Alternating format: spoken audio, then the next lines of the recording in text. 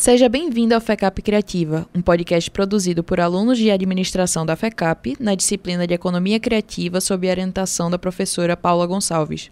Meu nome é Nathalie Breiner e eu fui monitora da disciplina de Economia Criativa durante o semestre de 2024.2. Esse podcast faz parte do programa de extensão Saberes Diversos, promovendo a troca de conhecimentos e novas perspectivas sobre criatividade e negócios. Nessa primeira temporada, teremos 4 episódios diferentes, com participantes que assumem os papéis de conduzir e expor temas essenciais da economia criativa. No episódio de hoje, vamos explorar a economia criativa no Brasil e no mundo, e como esse conceito impacta a cultura, os negócios e a inovação. Para essa conversa, contamos com Júlia Viana Cordeiro de Nascimento, Vinícius Mendes Queiroz, Gustavo Albuquerque Penteado, Pedro Henrique Pereira de Arruda. Opa pessoal, tudo bem? Sejam muito bem-vindos ao FECAP Criativa, o nosso podcast onde a gente vai discutir sobre a economia criativa num cenário não só nacional, como também mundial. Nós somos estudantes de administração aqui da UPE, da cadeira de Economia Criativa, e resolvemos tomar essa oportunidade para conseguir discutir um pouquinho aqui de uma forma mais aberta para todos vocês terem acesso sobre a economia criativa. Esse é o nosso primeiro episódio, onde a gente vai discutir sobre a história e a origem da economia criativa.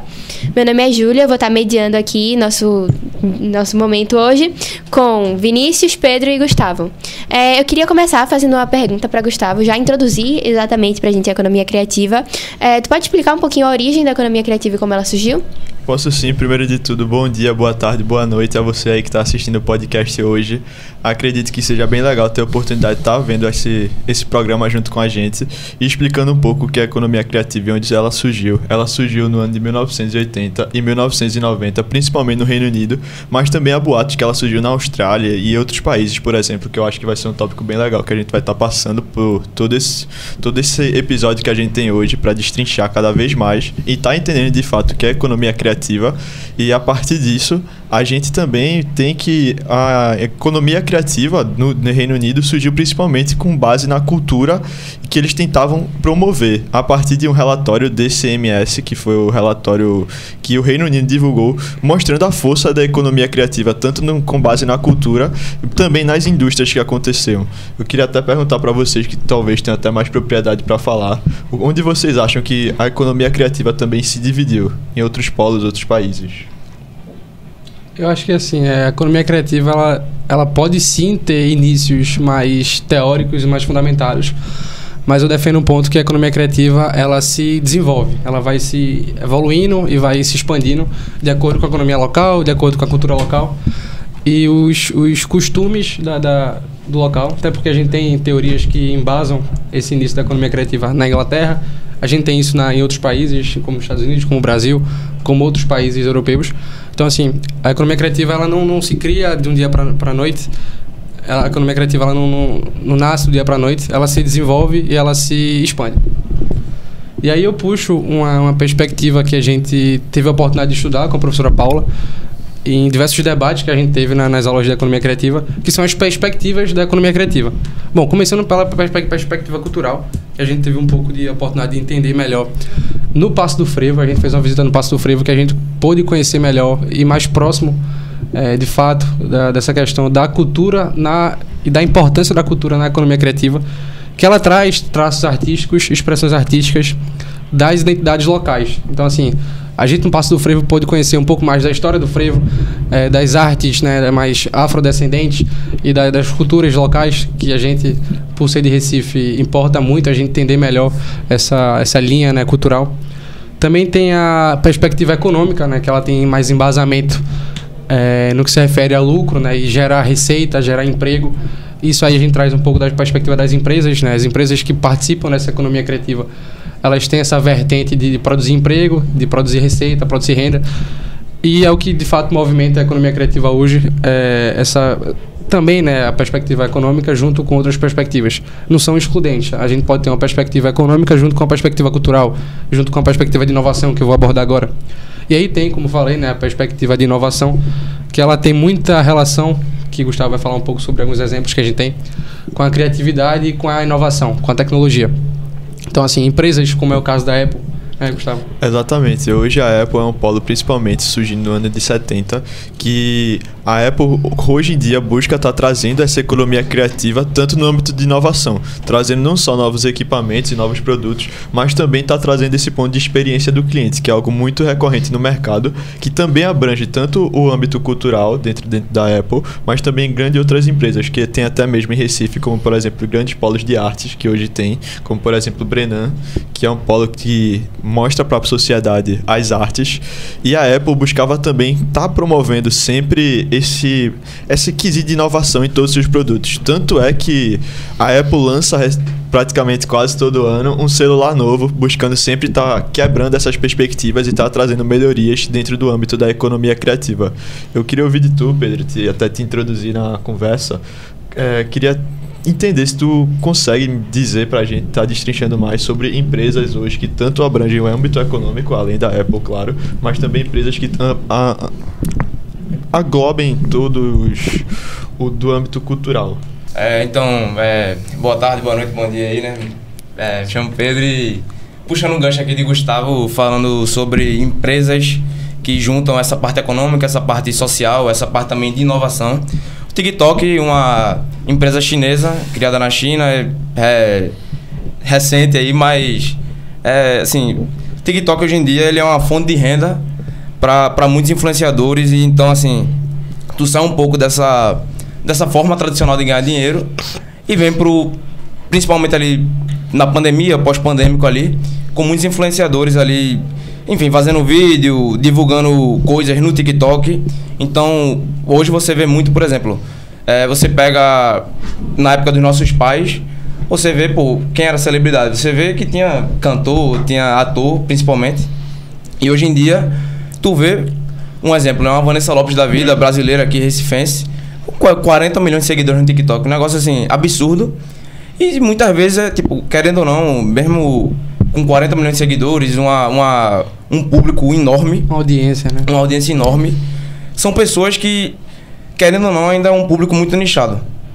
E também é uma forma excelente de divulgação desses artistas, né? A gente tem como exemplo a TikToker americana Addison Rae, que começou uma carreira no TikTok. Ela começou se promovendo como influencer e depois de um tempo, quando ganhou uma quantidade de seguidores legal, puxou uma carreira de artista, de música, e agora está fazendo muito sucesso fora.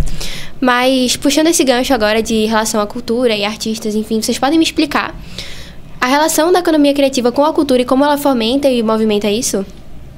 Acho que o ponto principal é que a gente se cria novos mercados, né? Então, assim, até a criação do TikTok, pouquíssimo era visto e consumido vídeos curtos. Hoje a gente tem Instagram com vídeos curtos, a gente tem o próprio TikTok, YouTube. Tem o YouTube Short com vídeos curtos. A gente tem o Twitter também, que agora tá com o X, também. Né? LinkedIn também. LinkedIn tem vídeos curtos. Então, assim, a gente tem que se adaptar, né?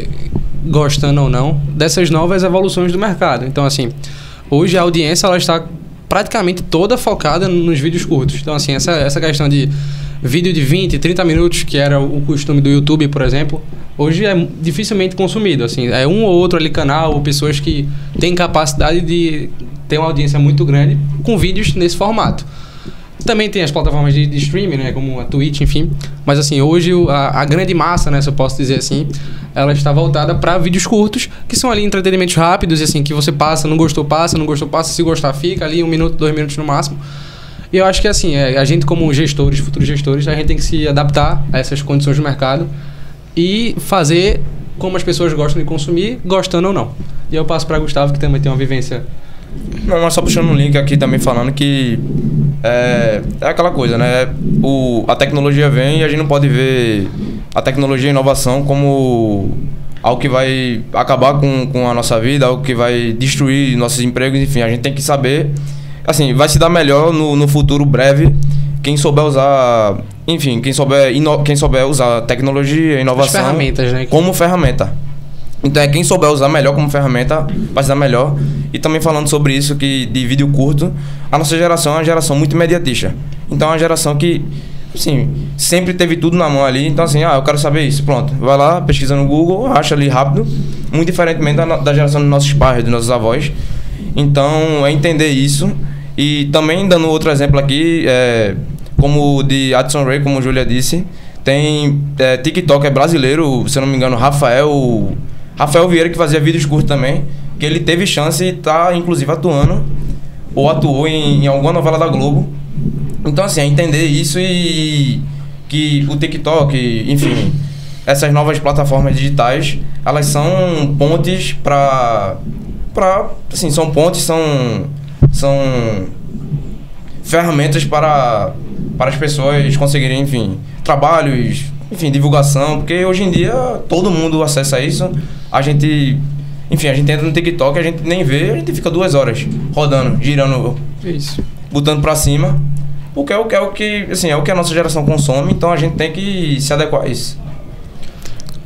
Agora eu tenho uma pergunta. No começo a gente falou um pouquinho sobre a origem da economia criativa, mas é fato que a cultura existe há tanto tempo quanto a humanidade, e a economia criativa é um movimento econômico motivado pela cultura. Então vocês podem me explicar como vocês conseguiram como é conseguido definir essa origem realmente no lugar e a data certa? A economia criativa não existia antes, não existia nenhuma movimentação parecida antes? Boa. Existia sim movimentação antes, principalmente quando a gente pega astecas, incas, maias, por exemplo, e até mesmo a China hoje, com, por exemplo, grandes artes, que isso sim é economia criativa. Como tu disse, economia criativa não abrange só o âmbito de ver vídeos curtos, mas também abrange música, que é até um tópico que a gente vai estar trazendo em outro episódio para vocês, mas ao mesmo tempo abrange artes, e arte já é muito atemporal, eu acho que seria a palavra correta para estar explicando para vocês, porque a arte vai desde quadro até mesmo esculturas antigas, Pinturas rupestres. Exatamente, pinturas rupestres, que já era bem divulgado antigamente, até por quando a gente chamava na escola Homem das Cavernas, que pintavam as caças. E a economia criativa, de fato, só foi estar aprimorando em 1970, quando o Reino Unido, a Inglaterra no caso, viu a economia criativa como uma impulsionadora do mercado deles. Acredito que vocês tenham mais pontos, mais insights para estar falando também sobre a China, sobre os incas. Não, e é legal isso porque, assim, o conceito, ele surge na Inglaterra, como o Gustavo disse, em 1980, só que na prática, na real, assim, por exemplo, a gente pega no renascentismo, por exemplo, na Itália em 1700, o pessoal já ganhava dinheiro vendendo artesanato, vendendo arte. Então, assim, em que ponto da história surgiu a economia criativa? É um debate, porque, assim, beleza, o conceito ele é recente, só que o pessoal antigamente já ganhava dinheiro com isso, né? Então, assim, a economia criativa é uma área que abrange muitas coisas, assim, audiovisual, música, arte, enfim. Então, é um questionamento muito bom, que, assim, ninguém sabe ao certo quando surgiu exatamente a economia criativa. Então, assim, como eu disse, não é uma dúvida muito boa, mas...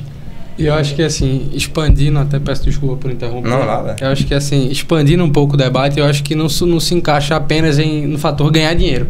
Porque até a última perspectiva aqui que a gente tinha debatido é a perspectiva social, que é de inclusão, que é de democratização do acesso à economia criativa. Então, assim, não dá para resumir a economia criativa somente como uma forma de ganhar dinheiro. Então, assim, qualquer manifestação cultural que envolva arte, que envolva criação, que envolva desenvolvimento dessa perspectiva, que não seja propriamente financeira e com fins lucrativos, podem se incluir em economia criativa. Então, assim, isso entra em debates públicos, como é a questão das cotas de gratuidade, né, que hoje é uma lei, né? As cotas de gratuidade são leis públicas hoje, né, que empresas que têm alguma relação pública ali têm que ser cumpridas. E é isso, acho que a gente tem alguns outros pontos a serem debatidos. Boa. Posso te interromper um minuto? Por favor. Um exemplo de social, acredito que todo mundo nessa mesa e até mesmo você que está aí assistindo seja o carnaval, que já tenha ido, que o carnaval hoje é uma manifestação artística que também promove tanto a economia criativa em todos os âmbitos que a gente citou. E no âmbito de inovação, como que fica? O Galo da Madrugada todo ano ele muda para trazer uma perspectiva de inovação maior. Os espaços que o Carnaval do Recife abrange também muda para estar promovendo e estar democratizando mais esse acesso. Isso não se fecha só no carnaval. Pedro falou um pouquinho mais sobre o renascentismo na Itália, mas eu me lembrei de um tópico muito importante pra gente estar citando aqui, que no caso seria da literatura. A literatura, desde poema, desde escritos antigos, também é um ponto que traz desde a história passada e surge e emerge até o tempo atual. Principalmente até mesmo o texto que você vê no Instagram de grandes marcas divulgando seu produto entra no âmbito da economia criativa, porque é uma forma de estar conseguindo atrair público, tá mostrando o que é economia de fato na prática. E assim, Gustavo comentou um pouco sobre o carnaval e a gente pode expandir isso para os eventos, os grandes eventos, né, populares, sociais, assim, que, como é o caso do São João, do carnaval, enfim. E a economia criativa, ela não entra só na festividade, ela também entra na criatividade de resolver problemas. Como é o caso do carnaval, que a gente tem a oportunidade de ver mais perto como eles resolvem e vão evoluindo a questão do lixo nos carnavais. Então, assim, a gente tem o galo hoje que o lixo que é acumulado lá, em 1-2 dias, já está todo recolhido. Então, assim, ter esse jogo de cintura, né, do meio público, do governo, da prefeitura, com os catadores de lixo locais e assim toda a organização que eles têm e a gestão que eles têm desses resíduos é de fato a economia criativa. Não é só propriamente o evento, não é só propriamente o camarote que tem ali ou quem vai cantar, se é um cantor, se é outro cantor. É também um pós esse evento, é como a gente vai resolver os problemas desse evento, que também entra na questão social, entra na questão de sustentabilidade, que é um ponto muito importante na economia criativa. E é um termo hoje, né? Questão de ESG, né? Que é meio ambiente, social e governança. Que são termos, né? Que hoje são muito cobrados pelas empresas, pelas organizações, até pelo próprio Estado. Então, assim, a economia criativa entra também nessa parte de resolver problemas sociais que a gente tem. Exato. Além de estar gerando muitos empregos, como tu disse, é um jogo de cintura, como por exemplo o jogo de futebol, acho que tá dentro do tema que a gente tava até conversando entre o podcast, Bebeto e Romário. Isso. Seria um tá tocando a bola, um tá passando a bola um pro outro, pra tá conseguindo tá gerando emprego, como por exemplo com catadores, com pessoal que vende mesmo, até mesmo no carnaval, e até mesmo em outros eventos, como por exemplo São João, acho que Natal, por exemplo, e até shows gratuitos que tem, show pagos, por exemplo. Pegando esse ponto, inclusive, esse gancho, que assim, a gente tá falando de grandes eventos, Carnaval, São João, mas, por exemplo, 2 semanas atrás a gente teve o Festival de Jazz no Poço. Um evento gratuito. Um evento que a pessoa, para adentrar no evento, ela só precisava instalar no Simpla, que hoje em dia é muito comum, para ter noção de quantas pessoas vão pro evento, enfim. E questão de organização, né? Mas assim, um festival pequeno, comparado com esses grandes eventos, mas gratuito. Então, realmente, no que Vinícius disse ali de que, assim, a economia criativa ela não é só focada em fins lucrativos. Ela também tem a questão de mostrar arte, exatamente. Então, assim, cultural Então, assim, não só nesses grandes eventos, mas também nesses exemplos como o Festival do Jazz, é muito importante, assim, eventos gratuitos. Sim, em relação a esse âmbito de eventos, a gente vai continuar a discussão um pouquinho no próximo episódio, porque ele entra muito em música também, estamos muito animados porque vamos trazer. Esperamos todos vocês lá. Até o próximo episódio, pessoal.